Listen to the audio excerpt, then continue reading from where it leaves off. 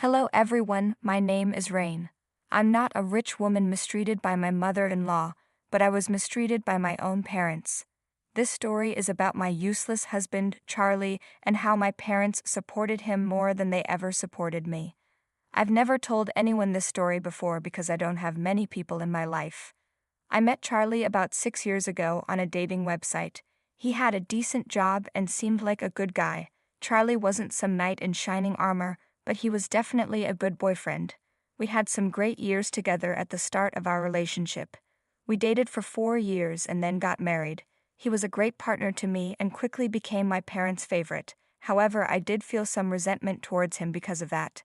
At every family dinner, my parents would say things like, "We're so happy to have you in our family, Charlie. Rain finally made a good choice in life by bringing you to us. God really answered our prayers and gave us what we wanted. You know, we'd always wanted a son but never had one. You're such a nice young man and perfect for our family. Yes, Rain is okay and all, but she can't be our son. She doesn't understand that. Rain has always been a little selfish and greedy for attention. We're glad you stuck with her despite her flaws." They were right. I was selfish and greedy for affection. My parents always wanted a son and couldn't have one. They even tried for a bit after having me, but it wasn't possible. It made them resent me throughout my life. When I was young, I couldn't understand why they neglected me and favored other children if they were boys. They always complained about me and how they missed out on having a son. As I grew up, I was determined to prove to them that I could be just as good as a son. I got great grades, went to college, and got a good job. I even sent them monthly allowances so they wouldn't have to work anymore. Still, they never appreciated me. Charlie did nothing for them, but they loved him more than me. I tried to push aside my resentment because I was happy that my parents finally approved of one choice I made. Charlie also enjoyed the attention he got from my parents. His own parents had disowned him, and I didn't know why. None of his relatives even came to our wedding.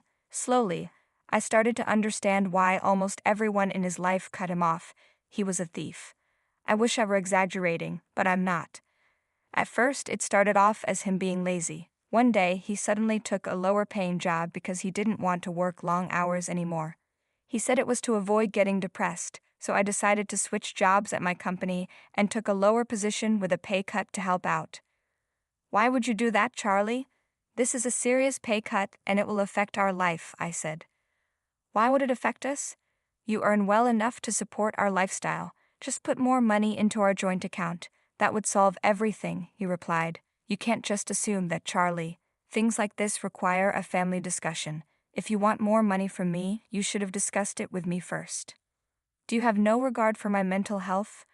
Why would I even discuss this with you? We're married, so there's no my money or your money anymore. Stop being so dramatic," Charlie said. I was a bit annoyed by how casually Charlie was acting about the whole thing, and the fact that he refused to separate our finances worried me. But I still supported him because I loved him. That was one of the biggest mistakes I ever made. Guys, this man spent all his money and time on video games. Yes, whatever little money he earned was spent on them. He put $500 into our joint account, but later he took out even more for himself. Charlie and I had countless arguments about this in the past. He was draining my savings and taking almost all of my paychecks. Sometimes he didn't even contribute anything to the household. He didn't help with chores either. All he did was work, play games, and spend money on things he wanted. I was getting sick and tired of being financially taken advantage of. No amount of talking ever helped. Instead, he always turned things around on me and yelled at me. My parents also took his side. They said, "Rain, why is your husband calling us, saying that you are financially abusing him? This is very unlike you, Rain. You better explain yourself." "Dad, I'm not financially abusing him. In fact, it's the opposite. He's been draining my savings and making me pay for 90% of our household expenses." "So what, Rain? People need to spend money on their family after marriage. It's shameful how you don't let Charlie use your credit card. You're punishing him for not having a fancy job like you. How did you become so greedy?" "Mom, he's misused my credit cards before. That's why I don't let him use them anymore. I can't risk our future knowing he has no control over his spending." But my parents still took Charlie's side. That made me even angrier. I knew he was using my parents to make me give him all my money. Little by little, all the love I had for him faded away. But one day, things reached a breaking point. I discovered that he had taken $20,000 from my personal account without permission. What did he spend it on? A new gaming PC and accessories. I was furious. I tried to get the charges canceled, but it didn't work. So, as a last resort, I decided to report it to the police. Charlie was furious when they came to arrest him that day. I was determined that my marriage had to end. I needed to get out. What I didn't realize was that I would lose more than just Charlie because of my decision. I texted my parents to tell them what happened. I didn't want them to hear about it from someone else, so I told them that night. They saw the messages but didn't reply. I was a little worried about their silence, but I was too exhausted to think about it, so I went to sleep. The next morning, I woke up and saw a text from Charlie. He said, "Hey wife, I'm already out of jail. Are you surprised? Well, I am too. I never thought your parents would be the ones to bail me out." "What? My parents bailed you out? That's impossible. They would never do that to me. You're wrong, Rain. One call from me, and your parents were eager to help me out.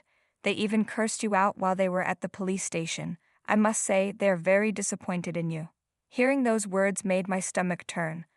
I didn't want to believe that my parents would do something like this. I rushed over to their house to get answers. I had no idea why they had bailed Charlie out. I had tried to keep them as uninvolved as possible. But they still managed to talk to Charlie and pay for his bail. I was getting really angry thinking about what they did.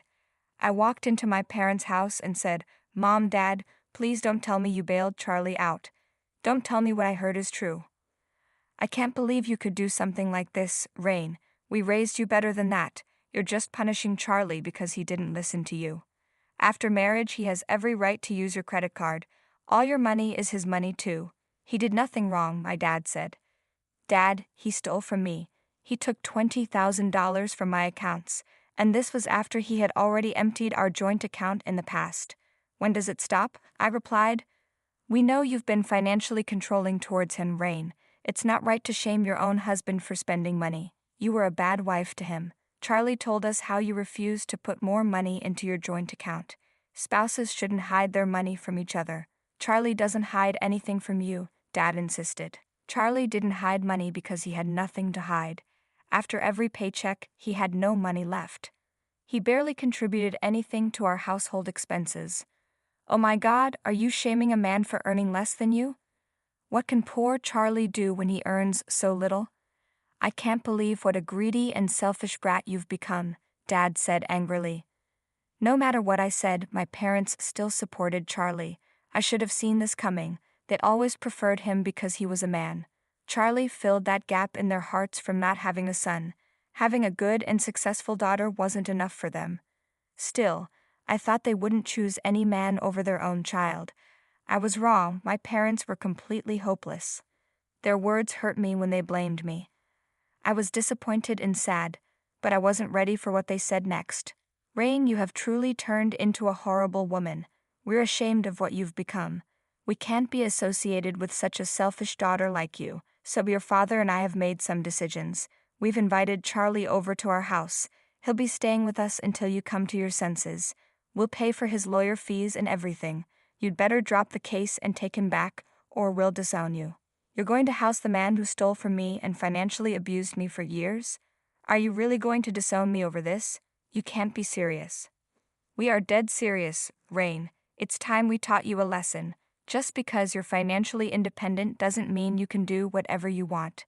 Charlie has been such a good son-in-law to us. It's time we stand up for him and help him out in this tough time. He's already like a son to us, so we'll let him stay with us until you realize your mistake." Nothing could have prepared me for this. I thought my parents were biased towards my husband, but I never thought they would disown me for him. They constantly praised my abusive, freeloading husband for his wrong decisions and belittled me for being responsible. What they said that day completely shattered my heart. All the love I had for them was gone. I realized that all my life I had been loving the wrong people, but I wasn't going to let them take advantage of me anymore, so I said, "Fine then, have him in this house. But if he comes to live here, I will stop sending you money. I won't pay you a cent, so you can go and spend it on my loser husband. We expected that from you, Rain. We already know what a selfish person you are. You don't have to send us money. We can take care of ourselves. It's just like you to threaten us with money. Listen to me, Rain, you can't use your money to control us. The money you earn has made you proud. We'll show you what a mistake you've made by using your money to manipulate people. There's no reason for us to stay in contact with you. Don't come to this house or talk to us again. I looked at my mother, and she agreed with my dad. Both of them told me to go away and never show my face again. They'd even said I shouldn't call or text them. I took their words to heart and left the house. I didn't cry in front of them, but I broke down in my car. I cried so much that I had to pull over to calm myself. I spent over 30 years of my life trying to win my parents' love, and yet they threw me away like trash. They treated me like trash and called me trash. I felt like my world had ended that day. I went home and cried myself to sleep. The next day, Charlie called me just to brag about how he'd stolen my parents. He was already settled into my old room and called to tell me how much my parents hated me and loved him more. He said, "Guess what, Rain? I'm in your precious room right now. Your parents even came to pick me up. They really hate you right now." I replied, "Charlie, you're being rewarded for your crimes. It must be fun having loving parents who aren't even your own." He said, "It was so easy to manipulate them, Rain. I didn't even have to try. You ran after them like a dog, but they never loved you like this. Honestly, I think they hated you all along." Poor little Rain worked so hard to make her parents love her and still failed miserably. I couldn't take it anymore, so I hung up while he laughed at my misery. That horrible man even had the nerve to send me a picture of him lying on my old bed. I wanted to cry, but instead, I pulled myself together and made a plan. I was going to follow through with my promise of not sending my parents any more money. I knew the absence of my allowance would hurt them, plus Charlie would eventually show his true colors, so I stopped sending them money and waited. As I predicted, just 2 days after the month ended, my parents started pestering me for money. They broke their own no-contact order and began asking, and demanding, that I send them money. They said, "Why haven't you sent us money yet? Do you know how many bills we have?" I replied, "What money, Dad? I already told you I won't send you money anymore. Funny to see you contact me after you proudly told me to get out of your life." Rain, don't be rude. Things were said when we were all angry. It's been weeks since that incident. It's time to move on. Families don't hold grudges. So now that you need money, you suddenly remember I'm family? Yesterday, Charlie seemed more like family to you. Why don't you ask him for money? That won't be possible, Rain. He doesn't pay for anything. We paid his bail, his phone bill, and his food. He's still asking us for money. Well, use your savings to feed him then. I'm sure you've saved some from the checks I used to give you. We already dipped into our savings when we paid for Charlie's bail. We have very little left. We need you to send us money, Rain. It's not fair for you to hold the past over us. No, this is completely fair, Mom and Dad. For years you've treated me unfairly because I'm a girl. You chose Charlie and loved him only because he's a man. I tried so hard to be a good daughter, to win your affection, but you two just showed me how wrong I was. I should have done this a long time ago. I'm cutting you off.